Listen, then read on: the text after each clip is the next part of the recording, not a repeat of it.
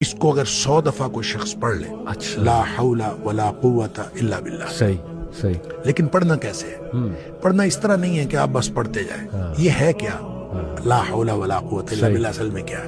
हौल का माना भी कुव्वत है और कुव्वत का माना भी कुव्वत है। ला हौला वला कुव्वत, यूं कह लीजिए ना कोई इज्तिमाई ताकत, ना कोई इनफिरादी ताकत, इल्ला बिल्लाह, सिवाय अल्लाह के।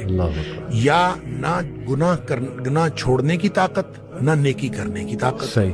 इल्ला बिल्लाह। यानी या तो एक को पॉजिटिव बना ले, एक को नेगेटिव बना ले, या एक को इज्तिमाई या एक को इनफिरादी। सही। अब अल्लाह के सामने इसको अपना मसला समझ के ना, अपना जो भी मसला है वो सोचे, सही। और सोच के अपने अल्लाह के सुपुर्द कर दे। या अल्लाह, मेरी तो कोई ताकत नहीं, ना इनफिरादी ना इज्तिमाई, इल्ला बिल्लाह। हाँ, तू अता फरमाए ताकत तो हो सकती है।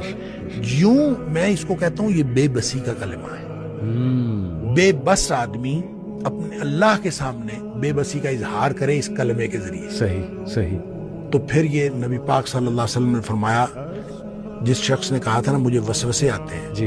आपने फरमाया ला हौल वला कुव्वता इल्ला बिल्लाह पढ़ा कर, तेरे वसवसे भी खत्म हो जाएंगे और इसके अलावा अल्लाह ताला तेरे 100 मसले हल कर देगा। वाह वाह। आप अंदाजा करें, एक शख्स के 100 मसले होते नहीं है।